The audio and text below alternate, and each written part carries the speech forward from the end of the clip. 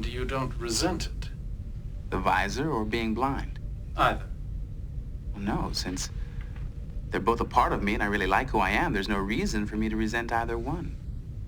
It's a blessing to understand that we are special, each in his own way. Yes. Yes, that's the way I feel exactly.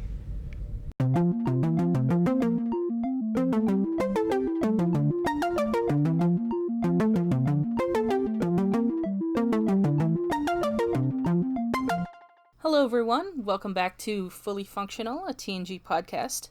I'm Maggie, joined by Jeff and Dory. Yo. Jeff and I are huge Star Trek nerds, Dory is a Star Trek novice, and we are going on a journey through Star Trek The Next Generation. Today we're discussing the Season 2 episode, Loud as a Whisper. Original air date, January 7th, 1989. Ooh, we're getting close to the 90s. So we'll turn to Dory, as always, for the recap. Okay, so I think I need to do a little full disclosure here. So this episode focuses very heavily on a deaf character.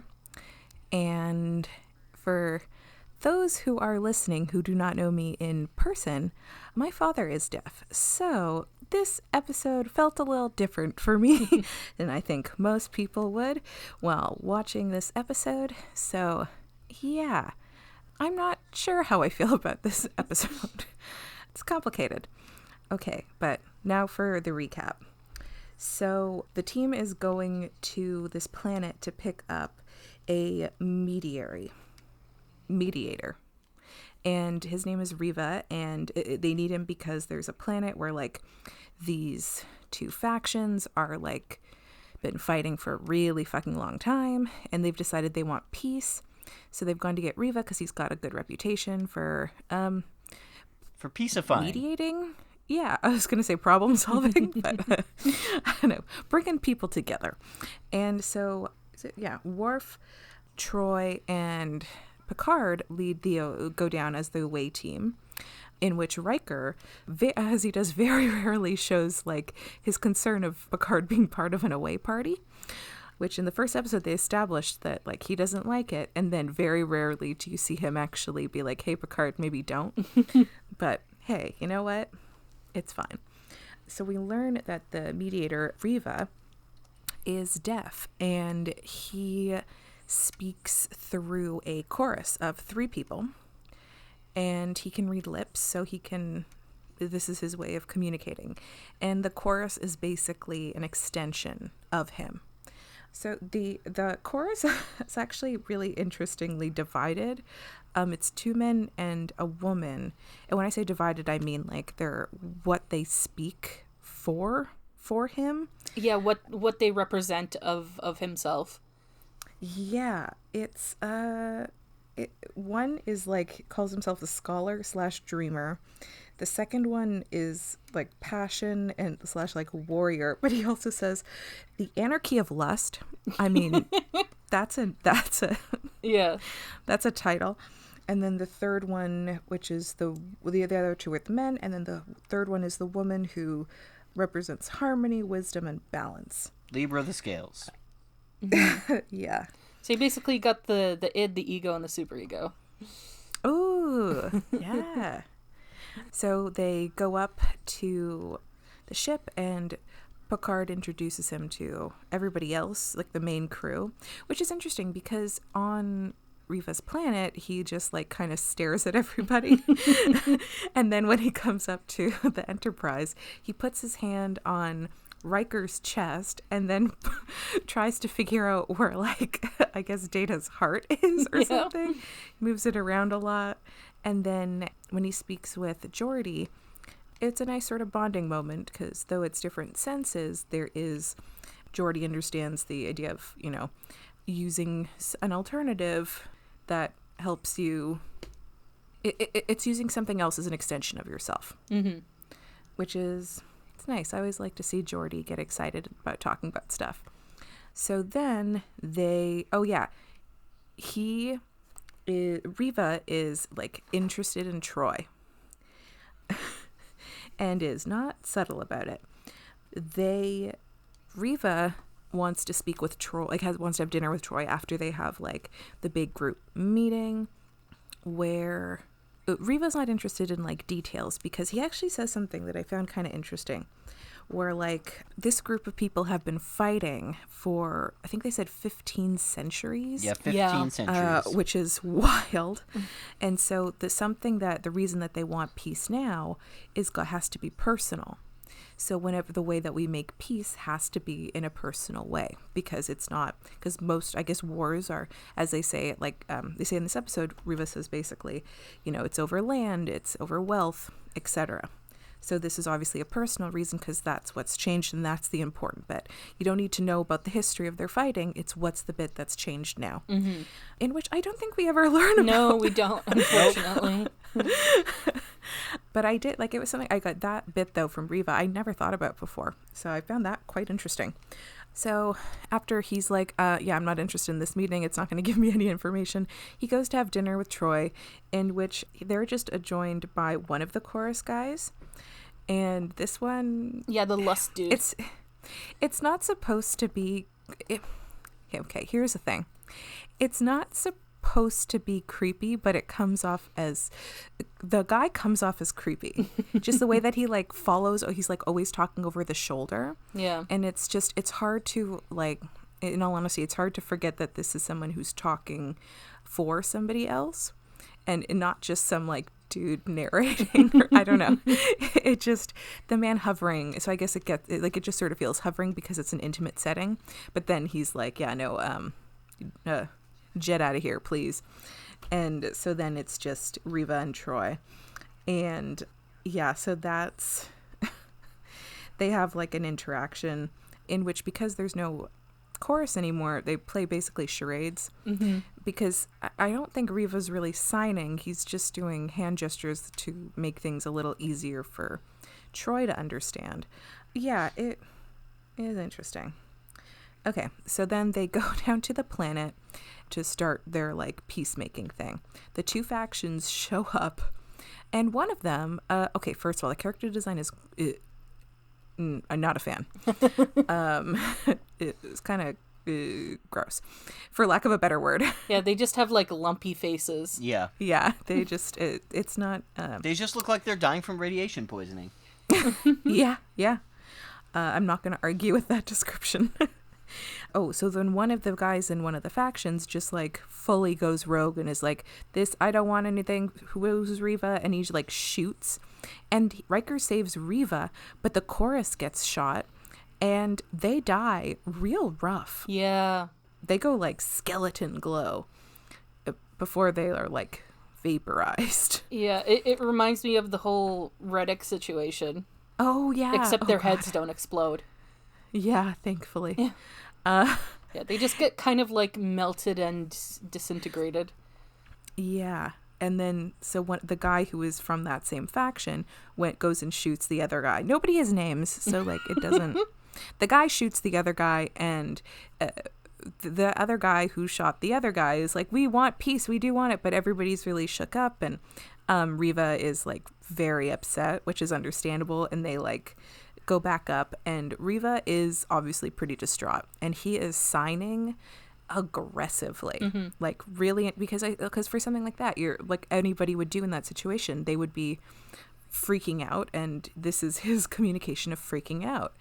And what kind of bugged me a little bit is like, this is 24th century, and all of these people are from, not all, most of these people are from Earth, especially like Picard, like Riker, like these people are from there, correct? No. Yeah. No. You mean Riva and whatnot? No, Riker. No. I mean, oh, yes. Riker and Picard. No, Riva, no. But like, this is something that was like not unheard of on Earth, because clearly like it's still something that exists, because we see people who are doing it, who are in this situation in the present day of the show. Yes. So like, why is it so shocking to be like, I don't understand what he's doing? Like they never, even though most people probably don't know sign language, they can't recognize like, okay, they don't know the word sign language. Apparently they don't. It's like, we're the 24th century, and you're like, because like, it's not like, oh, it's extinct. No, this shit is still happening. And they're like, what? Like it's it doesn't bode well. Yeah. I interpreted it less that they didn't know what he was doing, but they're just like, we don't know what you're saying because we don't understand your language. It just, the reaction to me was like they didn't understand what he was doing. Not like, obviously they didn't know what he was saying, but they didn't understand what he was doing. And and then Picard grabs Riva's face to calm him down. I'm not sure how I feel about that. Yeah. Here's the thing. I understand that it's like, so he can't hear you, right? So you have to make him look at you. So yeah, eye contact is that. A really big thing in deaf community because a lot of people might not realize this because it's a totally normal thing in the hearing world, is that when people talk to each other, a lot of people are not good at eye contact, so they'll start looking around or looking elsewhere while they're talking to people. When you do that to someone who is hearing impaired or hard of hearing or because there's so many different levels on the spectrum, or deaf, eye contact is so important because otherwise how do you know who the fuck is talking to you? Mm-hmm.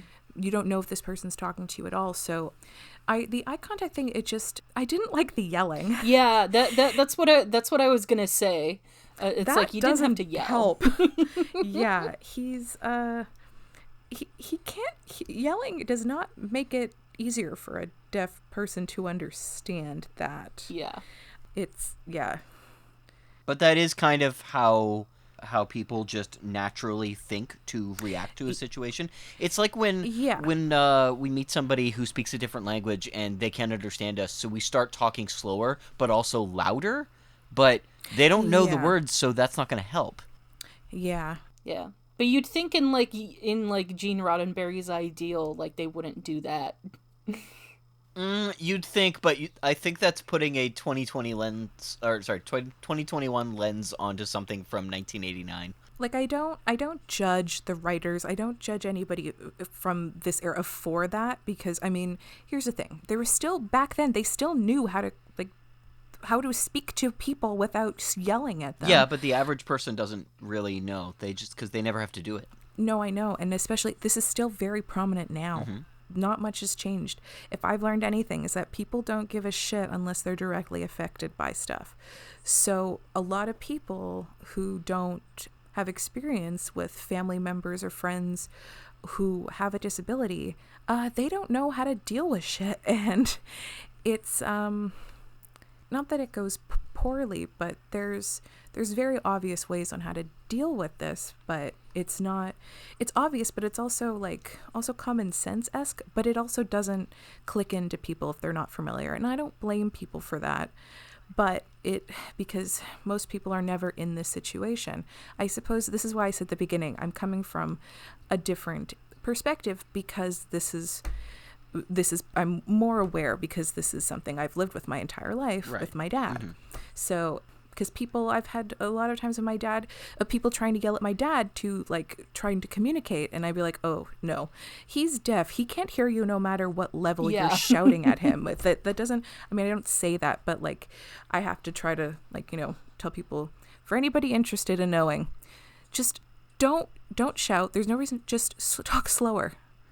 Literally just slow down and like enunciate, not over the top, like, but just be conscious when you're speaking. Just honestly slow the fuck down. That's sort of the major thing. If somebody needs the volume, they will tell you to speak up. Mm-hmm. So yeah, that's my TED talk. Just volume is different for everybody with a hearing disability. You can't just assume that like shouting is gonna. Yeah, that's basically what I was gonna get at. It's like I get him grabbing his head, but not the yelling. Yeah, I think like the intent is there, so like I'm not mad at it. Mm-hmm. Because I think for the most part, I didn't even finish the recap. Nice. But I'll say this last bit and then I'll finish the recap. I don't think there's been anything disrespectful in this. Mm. Sort of. Okay. Yeah, basically from this point, Picard calms him down. He is really upset and he goes to his quarters and he does not want to continue the negotiations or I guess start. And in the meantime, Data has learned sign language so he can communicate a little easier with the rest of the crew. And God, I just watched this episode and I'm like, what the fuck happened? Oh yeah, so Troy then says like that they've come all this way, there's been a terrible tragedy and it needs to mean something. So she's gonna do the peace talks instead. Mm-hmm. She has like a conversation so she's talking to Riva about this, trying to sort of she's not necessarily trying to convince him, I would say, but like saying, well, I'm going to do it, so you tell me what you do and then I'll do it.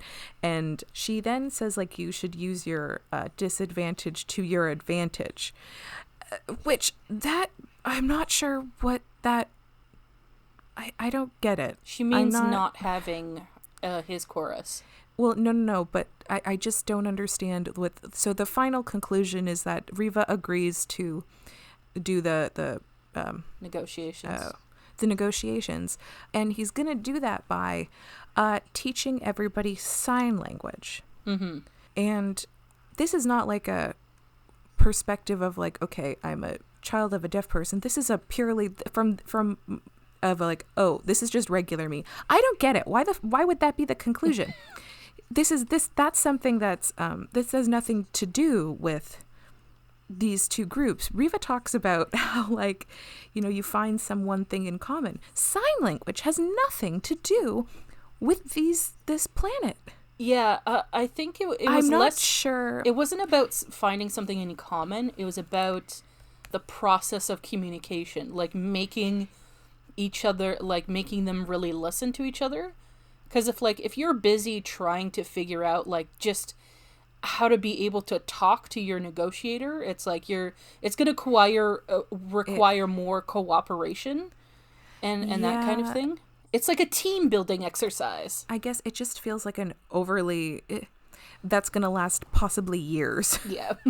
Because I'll be honest, like sign language is not the easiest language to learn. I mean, there's so many, even you think like just counting. Oh no, counting is not like, you know, how most people do counting on their fingers. There's other, like, I don't know how to explain it over podcast, but not that I'm any expert, because I'm very much not. My dad he speaks, so, and he's got other, he's got hearing aid and a cochlear implant, so that's his extension. That's his version of the chorus. That's what helps him day to day. But it just feels like an overly complicated solution to like bring two plots together. So like narratively, to me, it doesn't make sense. Like the idea of like, teaching everybody sign language, that's sick, that's awesome. Yeah. But just in this case, it was, I think, kind of like a weird way to merge both stories. Yeah. I think it made perfect sense personally, but I have experience with a difficulty in communication actually making it easier to connect with someone. Okay. Because that's what I had with Evelina, because we met each other and we couldn't speak a word of each other's language. And it was the process of it being difficult to even get like the simplest statements across that forced us to have to drop all the pretenses that we usually come to any sort of like conversation with, because you have to simplify things as much as possible. All you can say is, you know, I feel good or I don't feel good. You can't embellish on that. You can't add descriptions to it. You can't use different vocabulary in order to say something more complex. You have to be as direct as possible so that you're not misunderstood. And that type of communication is not something that people are really used to doing. People talk with an inherent assumption based on our own cultural experiences as to what other people mean when they say things. It's not like we're still getting something from what they're saying, but there are all of these cultural understandings that we've formed in our society that create like a shared understanding beyond just the words, communicating like emotions and things like that too. And when you're stripped of all of that cultural bonding, when you have nothing to speak over but sheer words, you have to be as direct as possible and as simple as possible, and without that, you don't get your point across. And it's like Maggie said, it is definitely a team-building exercise. I get how without experiencing it, it's really difficult to imagine it. Because it doesn't seem like it would make a lot of sense. It seems like it would just be frustrating. And that's what I thought it was, like, while in the middle of it as well.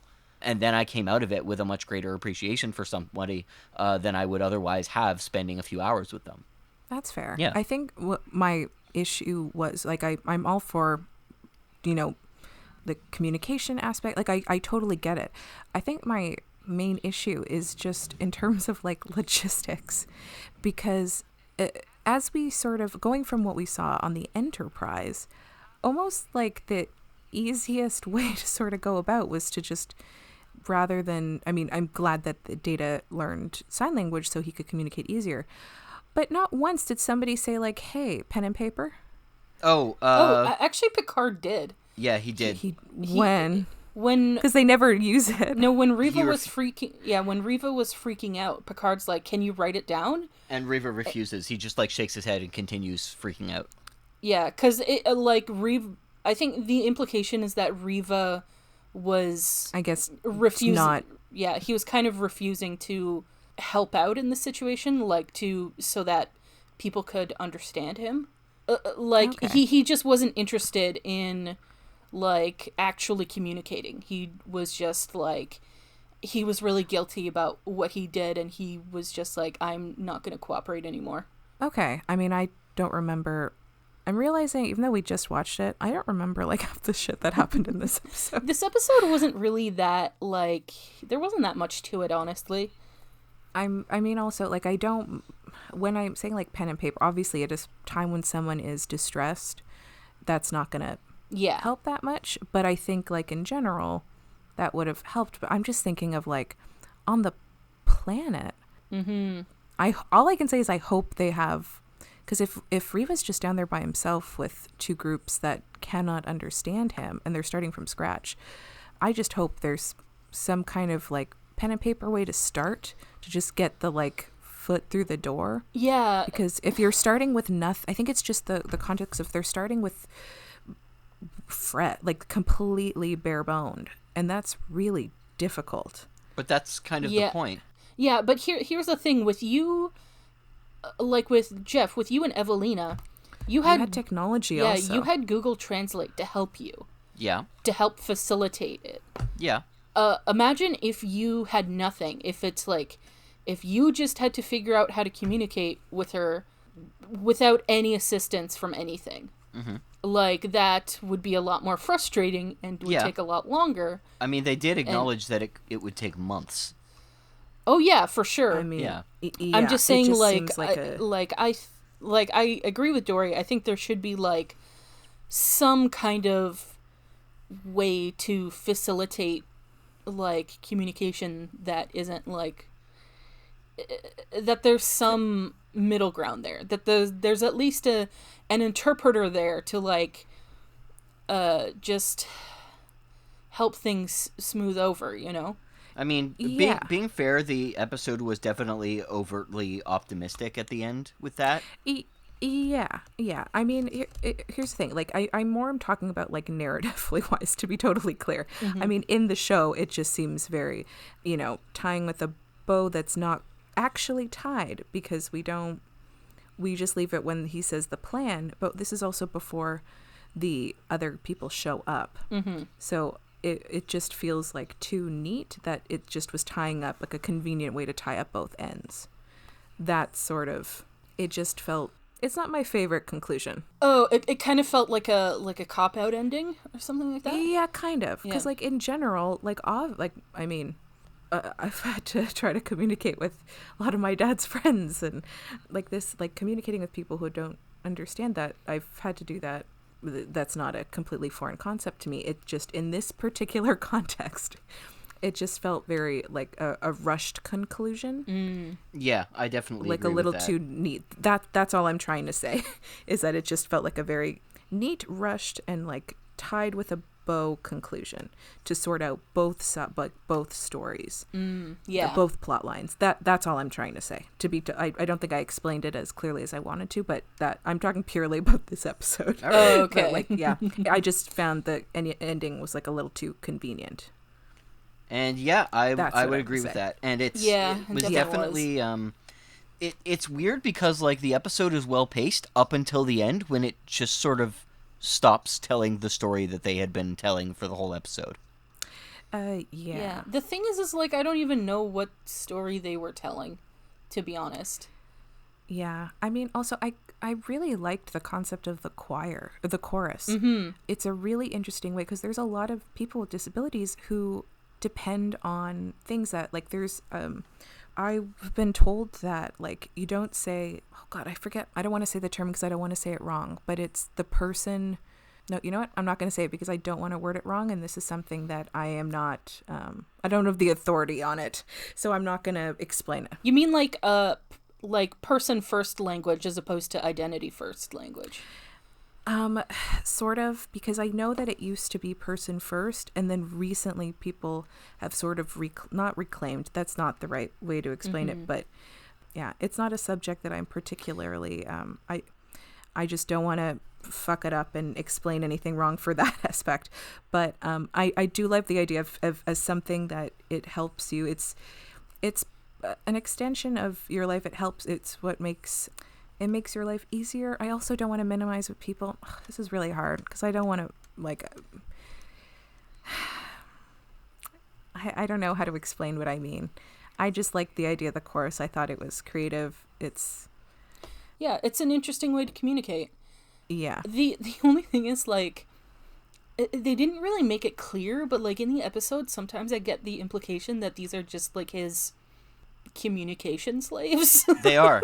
No, they actually are. He talks about how he's part of a privileged class. He's like essentially royalty from his planet. These people are literally just servants. Yeah, it's intergenerational.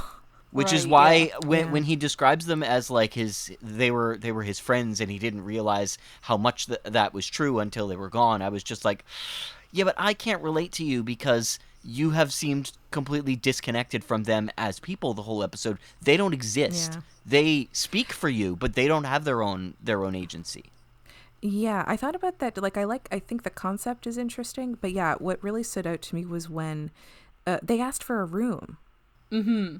And Picard was like, "Oh yeah, hold on." Oh yeah, I guess so. Because hadn't thought about that. Whoops. Yeah, the other two people, yeah, they needed rooms because they're human beings also.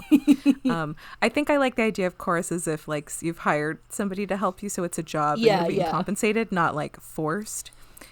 And like the concept of just a different way to, I guess, emote and express yourself. But yeah, the characterization, though nobody, it's not the best way to go about it, I suppose. Yeah. And there was that weird thing where Dr. Pulaski's like, well, I can give you, regular eyes. Yeah, she says normal eyes. Yeah, I also didn't like that. Yeah, they kept saying normal vision and normal eyes and that kind of thing. Like, and what... How many people have, I'll say this in quotes, normal vision? I don't. Mm-hmm. I'm wearing glasses right now. Yeah. I have a stupid prescription. I think a lot of people have like. Yeah. When I say stupid, I just mean I have one eye is nearsighted, the other is farsighted. Like, people don't think about it, like, but. Yeah. Because it's so common and it's just like, we've gotten used to it. But like, glasses are a disability aid. Yep. Like, it's another way of an accommodation. Okay, there, four eyes. Yeah. It's I guess it's just not to say that there's something that needs to be fixed is not something another person should decide. Yeah. If Geordi wanted to, change his circumstances, it should be coming from Geordi, not the doctor saying, "Hey, we can fix your eyes and make them normal." Yeah. In fairness, she wasn't saying that like he should do this. She was just saying like, it's an option. Here's your options. Yeah. Yeah, but saying normal eyes, I mean, I suppose this is 89. They're not thinking about language or whatever, so yeah, I shouldn't hold it against them that much, even though I still do. Yeah, because language changes. Even that thing you were mentioning earlier about like. So for an example, it's like there's kind of a lot of debate about whether you should say something like, for example, whether you should say an autistic person or you should say a person with autism, right? That's like identity first versus person first. And I've heard different people express different opinions about it. Some people are like, well, I'm not my disability, I'm not like, I'm just a person who happens to be blind, that kind of thing. Other people are like, well, that's kind of like just, able-bodied people who want to feel woke or whatever. Like, I'm blind. There's nothing wrong with being blind. Like, you can just say that kind of thing. That's still being discussed. So sometimes it's hard to like keep up with this stuff, and it like changes so fast, and it even varies among like person to person. Yes. Oh, for that sure. kind of thing. So I don't, even though it makes me uncomfortable, I don't necessarily begrudge them saying like normal eyes and normal vision and that kind of stuff because of the era. If it was made nowadays, I'm like, you should know better. Okay, so while we're on that topic, I think I'd like to alleviate a little bit for you guys on this about like how they approached it. Howie Seago is the one who played Riva, and he actually is deaf, and he pitched the idea to the producers, and they wrote a story around it. So that's cool. This came from somebody who is a deaf advocate and wanted to see something like this in a show like Star Trek in the first place. He was actually very excited that they picked this out of all the ideas that they had pitched to them. It was in the middle of the writer's strike, so I mean, things could have gone either way with it. I think that it's actually quite surprising that we got an episode as good as we still did out of it, considering all of the things in the period that kind of worked against it. But disability rights were a really big topic in this era. Oh, yeah. And this sort of thing, getting onto a show like Star Trek, it probably would have been considered monumentous to the community. But it's hard to find that out. Yeah, I don't doubt it. What's the, there was a big, like, Disability Rights Act, and I can't remember if it was in the 70s or the 80s. I do not remember. Yeah, because I'm wondering if this episode was around that time. I'm not sure. We could look into it. I also liked the little bit where he clarified that, like, they should talk directly to him and not talk, like, to his interpreters. Yes. Yeah. Right, which I imagine, like, I don't know, I've always just kind of realized that that's what you should do. But I can imagine that there's some people that, like, ignore the person and just communicate directly with the interpreter or whatever. I've often seen what happens is people will talk to both. Because they don't really know what to do. Yeah. I mean, I've got a billion stories about this sort of thing. Yeah. Like, a short version is, like, I've had to go to a hospital once with my dad. He was in a car accident, and his voice is, I guess, harder to understand if you're not used to it.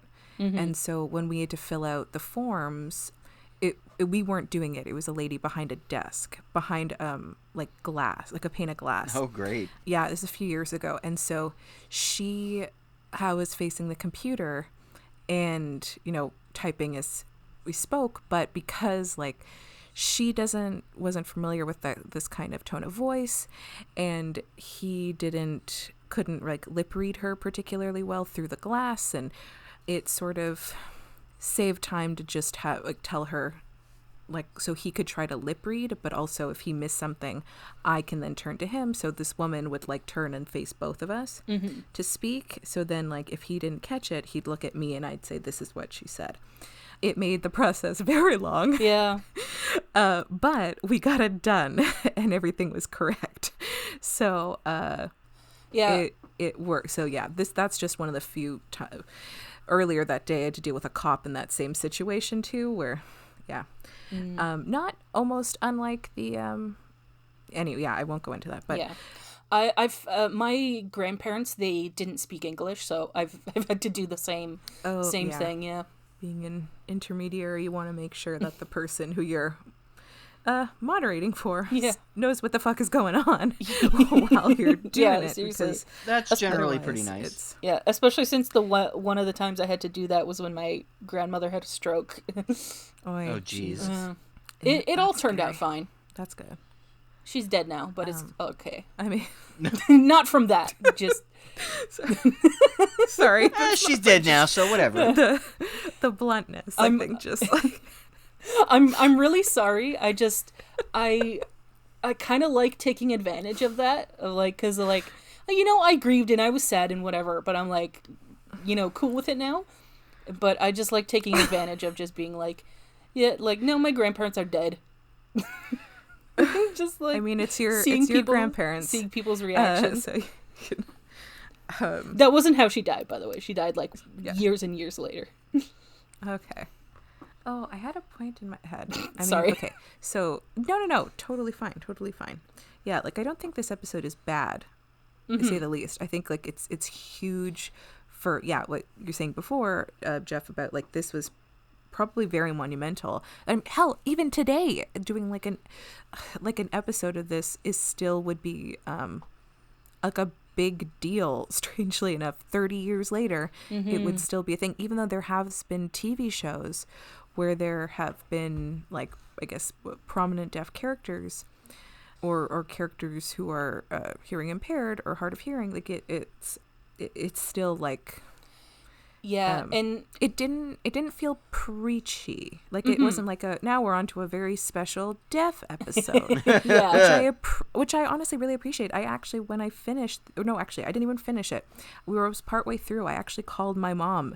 My dad was just coming home from work, and I was like, my parents just got Netflix, so this is a big thing for them. And I said, like, he might want to watch this episode because I'd like to know what he thinks of it.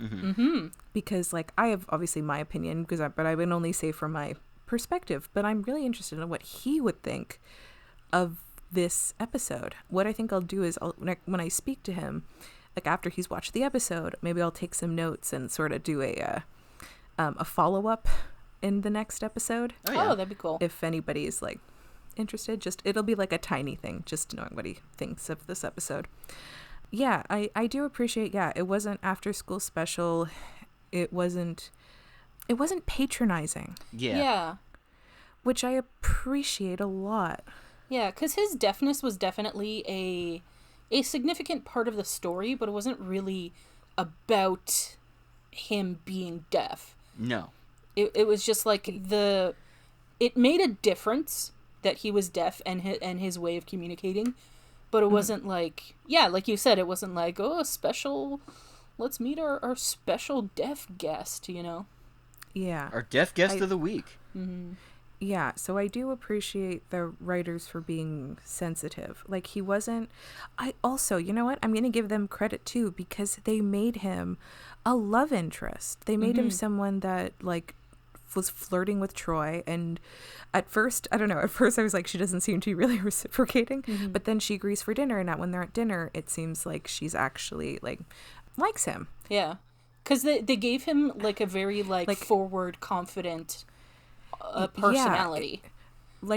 She's not like, oh, let me take off my pants, but like you could tell that she wasn't opposed to the dinner, like whether it's friends or something, I don't know. I kind of got the weird impression from when he was being forward with her that she was just like trying to not say no while very much saying no with her body language. Like her body language, especially the close-ups in those scenes, said like, no. Yeah, the first couple at first I got the same kind of vibe, but definitely like when they're at dinner it feels different. Yeah, absolutely. I agree with that. But like prior, it was like a little calm down. Yeah, she didn't look super comfortable, but it was when she was at dinner, that's when it felt less creepy. But also that's a thing, I feel like whenever there is someone who on TV who has a disability, their personality is usually pretty like meek or tragic or whatever, like that's how they tend to put it. But I kind of appreciated that he was kind of forward and a little arrogant and like flirty and that kind of thing. Confident. Reva was confident. He wasn't. He just just being felt like more like a person. You know what actually very much impressed me? How much his personality came forward even after the chorus was gone. Yeah. Yeah. Like, he acted it fantastically. Yeah. A point that I was going to bring up earlier was that one of the things that sucks, especially because, like, you rarely get to see, like, you know, people with disabilities on TV, and that's especially true with any kind of sci-fi or anything, like, set in the future. True. It's like it's kind of creepy when you think about it. It's like they've gotten rid of disabilities. Mm-hmm. You know, it's like, I don't know, it feels kind of eugenic-y to me sometimes. Yeah, because I think in a lot of stuff, it's like these are people who need to be fixed. Mm-hmm. And I think Geordi said it best. I didn't write down his line, but he was like, he let his visor. Shoot, I wish I wrote down the line. For once, I didn't write down a line. Wow, good job. But he says it's like he likes the stuff about himself. Yeah, Riva asks him if he resents his visor, and Geordi says it's like, no, like it's part of who I am, and I like who I am, so I can't hate it because it's part of me. Yeah. And I think that's kind of a good way. Like, everybody's going to have a different relationship with whatever, you know, situation they're in. But I like Geordi's way of phrasing it. So while on that topic of Geordi, the moment with Geordi and Pulaski about him apparently finding out that she may have a solution for him, that is a little nugget that they put in there at LeVar Burton's request, because he asked if they could write into the series the eventual removal of the visor so that he could express himself better, because you never see LeVar Burton's eyes. Yeah. Oh, interesting. I definitely get it from an actor's perspective, because Yes. he actually couldn't see through the visor. Yeah, not very easily anyway. Yeah, so he was pretty much acting blind. He had like extremely limited vision. And yeah, like you were saying, you can't really see his eyes, so you miss a lot of his expressions. But on the other hand, I prefer the visor, because it's like I like seeing that, like, yeah, there's still people with disabilities. It's like maybe we have like new technology and stuff to like help them out and like make like to accommodate and stuff like that. But it's like we didn't eliminate blind people. He's a person of color and he's blind. You can't be two things. Oh, what a callback. There was something I found a little weird in this episode, and I guess a lot of this has to do with the fact that we haven't met a lot of other like great minds and great scientists on the show yet, at least within the Star Trek universe. But the way that Riva is interpreted to be like the kind of person that he is, the way that the crew sees him, none of them are really particularly confident in him as an accomplished diplomat. Yeah, which kind of goes against every other like supposedly like impressive character that we meet going forward in other episodes. Whenever they introduce someone, it'll be like, oh, it's this person. Yeah, I've read their file. Apparently they're amazing, and they're always really impressed. Here's the thing. At this point in the series, I would disagree. Okay. Because I agree with you about this episode in that they treat Riva with a weird amount of suspicion. Yes. And I feel like throughout the first season and this early second season, is they've done that a lot, where they treat people with a weird amount of suspicion that they really shouldn't. Yeah, okay, that's fair. I think what my point is that they go out of their way before we meet Riva to point out that he apparently has like an exemplary record. Mm-hmm. And that's consistent with how they introduce like prodigy characters going forward, except instead they're calling back to the way that they've reacted to other characters up until this point in the series. So yeah, it's not inconsistent with what we've seen this far, but it's inconsistent with what we see going forward, only because there is that moment of them introducing exposition that lays him out as this great accomplished diplomat. Yeah. Also, they bothered to point out that he was responsible for some of the Klingon Federation stuff because they hadn't really worked out what the history of that was yet. Like the writers hadn't. So that's like an early nugget that will eventually just kind of get ignored. Yeah, number one, I don't understand why Worf doesn't like Riva for that. For some reason. They haven't really decided why the Federation and the Klingons are at peace yet. Yeah. Also, secondly, Troy, what the fuck? Why'd you have to call Worf out like that? Yeah, that was like, weird. In front of Picard and Riker. Because she's like, Worf, I sense you're feeling really nervous. And he's like, no, I'm not. And it's like, no, you are. You totally are. I've never, like... She's literally putting him on the spot. Yeah. Mm-hmm. They do that a lot with Troy's character throughout the series, and I really hate it. She, like, basically violates people's emotional privacy. It's like, you really didn't have to, like, just fucking call out Worf. Like, well, apparently she did, because they wrote that in, so it only makes sense. Yeah. It's, I guess they needed her to, like... They couldn't show that Worf was nervous. They couldn't figure out a better way for them to mention that Riva had negotiated with the Klingons. It also, this bit of information does nothing. Yes. Absolutely. In this episode. You are 100% correct. It literally, they could have just left it out and nothing would have changed other than Worf wouldn't have been called out for being stressed and nervous. Yeah. We could have saved Worf embarrassment. So, Dory, I'd like to give you a little bit of context regarding why this is coming up for Maggie and I right now. Okay. The Star Trek that we're used to, which is not season 2 of TNG, is much more focused on the fact that there is a consistent, like, well, somewhat consistent anyway, depending on the writer, lore and history behind the universe that they've created. Because creating, like, a complex geopolitical world is something that DS9 really focused on, and it's something that later TNG definitely dabbles into quite a bit. They like to be consistent with this world that they've created because the producers all throughout the 80s, 90s, and 2000s Star Trek it was the same people. So they could be consistent with themselves because it was their own productions. And we're used to a Star Trek that acknowledges that kind of, like, rich history that it's created through little bits of dialogue like this.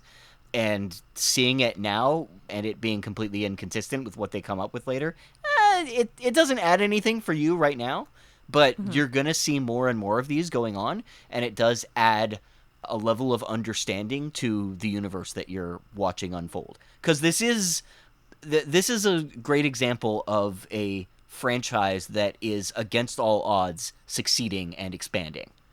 Because at the time that TNG came out, like, sci-fi was essentially dead. It wasn't popular anymore. And they managed to create a massively successful franchise out of it.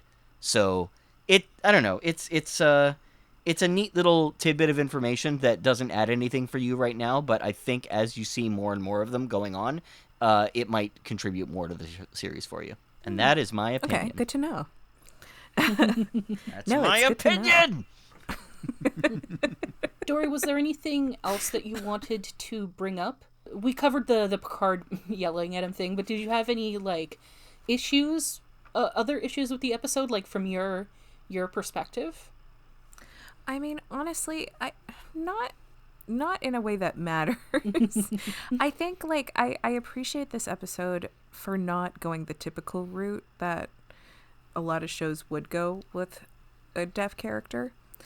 They made him a hero and not a basket case, but, like, someone to be pitied or something. They made him someone who was, like, obviously good at his job. And yeah, so, like, I don't have an issue. I think it's just some little things. And also I don't know. I think in general it was okay for what it was. I'll say that. I don't have anything, like, there wasn't really anything, even, like, regardless of the yelling. I mean, that it frustrates me, but it's not like I'm not angry. I mean, to be fair, I don't have a right to be angry. It's not an offensive episode, which I appreciate, and I think it's hard. I'm interested to see what my dad thinks of this episode, because I'm gonna make him watch it. I am too. I'm interested to see what he thinks about it. There's things that I'm like, would this bother you? And then doesn't, but then there's things that like doesn't even occur to me that would bother him, and then he's like, oh, I don't like that, and I'm like, oh, okay. So I figure just stick with, in this case, sort of more superficial than like getting too, because it wasn't, it was fine. I'll leave it at that. It was fine. Yeah. Nothing particularly offensive. Yeah. Well, you didn't hate it. I guess like take mine with a grain of salt because I'm able-bodied and so am I. I mean, I can only say I don't have I'm obviously not even an authority on this. So anything I say, of course, take with a grain of salt. But like I don't even have any like intimate experience with someone who is hearing impaired or deaf, etc.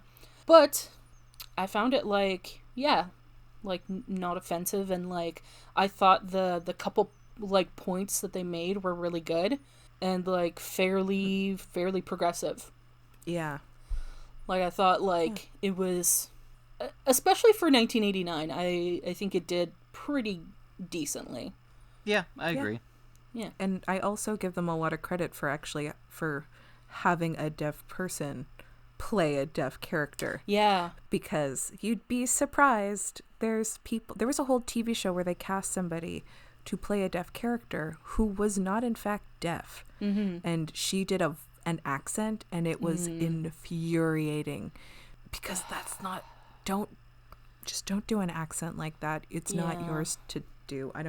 Yeah, it's very offensive. Yeah, and especially since like, I mean, depending on the person and like whether they were born deaf or became deaf later in life, like some deaf people, like they sound like a hearing person. Like there's some people who don't quote unquote sound deaf. Yeah. My dad sort of fits somewhere in the middle.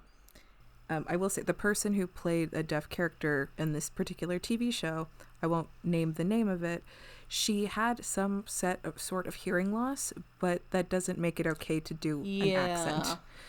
Because that bothered me a lot. I didn't like that. Yeah. Anyways. I do also like that this was a story like by a deaf person, as Jeff said. Yeah. Well, to an extent. Actually, to an extent. Well, the original idea was a deaf person's, at least. Actually, the original ending was quite a bit more condescending because he ends up learning to speak, like, overnight, and that's how he, like, goes and solves the problem. And he actually proposed the day before that, like, the last day of shooting, hey, this really isn't working for me. I've thought about it. Let's go for this route instead. Yeah, that was a smart decision. It does explain also why the episode was not particularly well thought out towards the end, how it just kind of ends. Yeah. Yep, I'd rather have this ending than that. Yeah, me too. 100%, yeah. Mm-hmm. Hi everyone, just popping in with Dory's promised follow-up with her father regarding this episode. So I will turn it over to Dory. Hello. Okay, so I got my dad to watch Loud as a Whisper, and I do want to clarify. I didn't just have him watch it because he was a random deaf person, because I would never, like, assume that having one person from a community could represent everybody. The reason I thought of him to watch this episode is because my dad loves seeing representation in media. Basically, anytime there's like a deaf character in a book, a movie, a TV show, he always wants to know about it. So that's why I thought he would get a kick out of this, seeing a character on this show. So, okay. So I had him watch the episode. Let's say he didn't love it. Not his favorite. Not that he's seen any other episodes of Star Trek, but he's no fun. Yeah, he didn't love it, but he did, what I think was really interesting was he did have some really good thoughts that I didn't occur to me when we were watching it. So I thought it was kind of important to, share this with people because it may be things you wouldn't have thought of. So first of all, the chorus. On his own personal thing, he didn't like that there was 3 people of the chorus, but that's just him. So the chorus are basically used as interpreters. What he thinks they should have done is, instead of having the chorus behind them, they should have been beside him. Because in regular, if you have a sign language interpreter that's like goes with you or wherever, they're normally by your side so you can watch you can see what has happened, like the conversation in front of you. It's because if it's happening behind, you're kind of, the conversation's going around you. It's not like involving you in a way. Even though people were talking to Riva, the response was coming from behind him. It should have been beside. So like the interpreter is not an extension, but it's equal to you. So beside would have been better. He also thought that Riva should have signed the whole time, because we know he can because of the second half of the episode, but he thought it just would have been better to show Riva just him communicating on his own, so we could hear the chorus speaking, but also have Riva doing his form of communication visually. It just seems so it's more like synced up, and it's not just somebody talking for him, because it just like having that psychic thing is not, my dad didn't like that. Yeah. It's just another thing that involves Riva more instead of just being around him. Yeah, that's fair. Another thing is my dad really got mad that Riva didn't have a contingency plan. Oh. when when the chorus died, he was like, did he not think that like at some point somebody from the chorus, something would happen to them? He's in a job that puts him in like dangerous spaces, and he didn't have a plan in case something went wrong. That, to be fair, being like overconfident was definitely a character trait of Riva. Oh, agreed. Yeah, it was kind of a part of his story, so I would argue that it was like part of his arc. Oh no, I agree. It's definitely more of his character. But yeah, my dad just was like, "There's no plan. What's he supposed to do now?" And I was like, I mean, fair. And then he did not like that Picard grabbed Riva's face. Oh yeah, to get his attention when they're yelling. Yeah, he said like it could have been just as fine to grab his arms, because even though Riva was freaking out and Picard was trying to help, like he had good intentions. In general, nobody wants to be grabbed by the face. It could have gone, according to my dad, it would have just been fine enough to like grab him by the shoulders or something, because it would still stop him and like just focus him. But yeah, just was not great to be yelled in the face. Yeah, because if they still wanted to do that, they could have just had like Picard grab him by like the shoulders or something first, and then like have Riva purposefully look away, and then after that, Picard has no choice but to grab him by the face and turn him towards himself. Or literally just grabbing Riva with the arms and then to focus him. But he just like first like shot is just grabbing his face. Yeah. So didn't love that. And then the last bit is my dad thought Riva should have. I explained to him that's not exactly how that worked, but my dad, he liked the idea of the conclusion of where Riva would go down to teach everybody sign language, but he still was like, Riva should have brought an interpreter, because it's going to take, thought that it was a great idea for more people to learn sign language, which I think is just like a personal preference in general. He thinks everyone should learn sign language, which is great. I mean, I just learned they're going to be teaching it in high schools now as like a language course, which is freaking incredible. Why they didn't have that for when I was in high school is beyond me. Yeah, I heard about that and I thought that was like really awesome. Yeah. That's pretty great. But yeah, my dad said it's going to take so much longer and just be a much harder process without an interpreter. So he thinks that Riva should have brought an interpreter down, but also at the same time it was like there wasn't an interpreter to bring down. So yeah, there's that's more of like a writer, like the story issue versus like something Riva should have done. Or you could have had some like offhand thing where they're like, we'll send for an interpreter to help Riva or some shit like that. Yeah, because it's like if we're this far in the future, there's got to be like ways to learn sign language, or like how, or people who know sign language I don't know, more frequently, or I don't know how you fix that exactly, but or just like bring down some of those tablets and like load up the language and set up a little classroom. Yeah, I mean there are definitely ways to do it, but yeah, in basically then like my dad didn't really like the episode. He told me he thought it was stupid.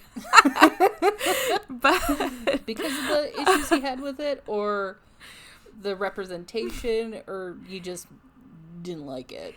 I think like he's not really like hugely into like sci-fi and fantasy, so it's not really his cup of tea to start. But I think also like there was things that like specifically that happened in the episodes with like the chorus being behind that just bothered him.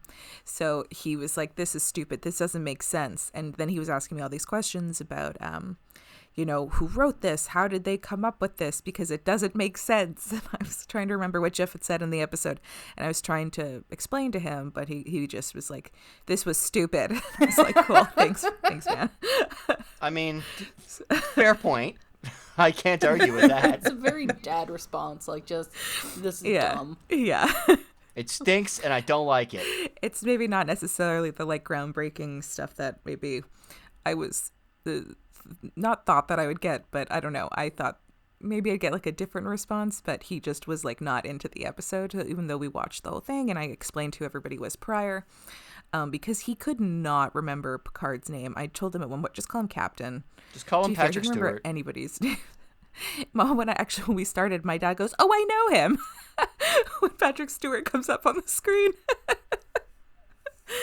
It's like, "Yeah, he's Patrick Stewart." He's like, "I've seen him." I'm like, "Yeah, I know." Most people have. But yeah, it was nice actually though to like share the episode with him. Be like, "This is what I'm doing in my free time," even though he doesn't care. Well, but that's yeah, sad. I do think I mean I do think his insight in terms of like the chorus as interpreters was really good though. I can't believe I didn't think of it, but yeah, I definitely wouldn't have thought of that. It's they've intentionally chosen to make the conversation around Riva rather than with Riva. So I think that's probably like the best takeaway that I got from him for this. But I think in the future, at least Star Trek episodes, I'm not gonna reach out to him about any other deaf characters if there are in Star Trek, because I think he's had his fill. I think that's the last one, to be fair. Oh, okay. Also, the first one. The first one? It's the first deaf character episode. I think it's also the last one, though. Oh, okay. So, yeah, just one. Oh. Now I know, and I think I'll just have to wait till I see another deaf character and something that's not sci-fi or fantasy, and he'd be more interested. But... yeah, I mean, he did like that he got to see a character like this in space, but at the same time, he just was like, "This is stupid." So, yeah, so I guess that's the conclusion. Deaf people in space. It was stupid. So I guess that's the conclusion. The episode was dumb. Yes, so thank you so much for doing that, and thank your father as well. And now we will turn back to the rest of the episode. I guess that being said, does anyone have favorite moments or anything that Yes. they'd like to touch on? Yeah. Dory, go ahead. Okay. Best line of the entire episode. Best exchange. Oh God, I hope. Riker goes, "You will be careful, sir." And Yes. then Picard goes, "Oh, cluck, cluck, cluck, number one." And then Riker goes, "Sir?" And then Picard goes, "You're being a mother hen." Yeah, that was a weird exchange. I loved it. So It was strange. hilarious. It's like, don't nag me, damn it. Yeah. It's like, "Okay, Mom." Yeah. I just, that's not a sentence I ever would have thought come out of Picard's mouth. Yeah, me either. Was cluck, cluck, cluck, and then calling Riker a mother hen. So, whoever wrote that, props to you. Yeah. But also, what? Cluck, cluck, cluck. Yeah, some of the decisions they make are quite odd. Yes, Yeah. agreed. This is probably, like, I don't know, from what I've seen so far, the most out of character for Picard, but I'm not mad at it. Really? More out of character than... No, because at this point, I think cluck, cluck, cluck is weirder. Okay, that's fair. Because at least he's reacting to Beverly. And this is just, it's just a weird thing it's just a weird concept that you're being a mother hen. It's so weird. It really solidifies Picard as, like, older. Like, comments Yeah. like that are just like, dude, like, I'm not your age. Drop the references. I just looking at my note and just keep reading cluck, cluck, cluck over and over again. That's the t-shirt. Cluck, cluck, Cluck, cluck. cluck, cluck, number 1. So fucking weird. Yeah, that's my favorite part. That was also my favorite part. Yeah. Yep. It's the only quote I wrote down for the whole episode because I just found it that fucking hilarious. I do want to note, though, that entire exposition scene at the beginning was actually really natural because, like, as I'm listening to it, I'm obviously paying attention and I'm like, okay, this is an exposition scene, but, like, none of this is presented as information that, like, that they obviously already know or whatnot. They're clearly having a discussion about the information that they both know, and they're introducing their own opinions of it, which is also informing the audience of it. And I'm just like, that's a good idea. I like the way they approached that dialogue at the beginning. I did think that when they got to the end point of that, where what do you call it? Well, just before they go into the intro, it just kind of ended. Remember when they were down on the planet and they were waiting for Riva, and it showed around, and then it like faded to black, and I'm like, so. Yeah, I thought that was a really weird edit. Yeah, so that was an odd choice, but yeah, my favorite moment was also cluck cluck cluck. Yeah, I like that a lot. I think my favorite moment was that bit between Riva and Geordi. Oh yeah, where they, that was pretty great. Yeah, that was very sweet, and I like the sentiment too. It's like, well, you know, this is part of me, and I like me, so I can't hate this thing. Oh, I just remembered. There's one other tiny part. It's when he, at the end, Riva does the sign for thank you to Data. Oh, yeah. And Data goes, thank you. Thank me. Yeah. Thank you. Oh, thank me. Ah. Thank me. Yeah. Yeah. Well, that was nice. Yeah, that was really cute. I guess with that, we should get into predictions for the next episode. Woohoo. So the next episode is called The Schizoid Man. Oh. Yeah. And your hint is that we meet an old pervert and we do some body swapping. I'm not sure how to unpack this. I mean, I guess I have been waiting for body swapping in a way, because I think I've given predictions where not necessarily body swapped, but somebody takes over another body or something. Okay, so they... as it begins with almost every one of my predictions, they go to a new planet. Wow. Well, I mean, that is kind of the show, so. Groundbreaking. Okay, so the old pervert. So maybe they... So maybe he is stuck on this planet, and he switches bodies with one of the crew to leave the planet. Whether like it's because he's not allowed to leave, because maybe he's not supposed to leave. There's like some restriction that doesn't allow him to leave, so he switches bodies with a crew member to get off the planet. Okay. But of course, in the end, they figure it out and they go back and are switched back. All I'm doing is combining the two. No. Yeah. He's a perv. And then the episode, they fly away with a wide shot, an exterior shot of the ship. And the episode starts with exterior wide shot of the ship. So, if you want to find out, watch along with us. and join us next time on Fully Functional, a Teen G podcast. Goodbye.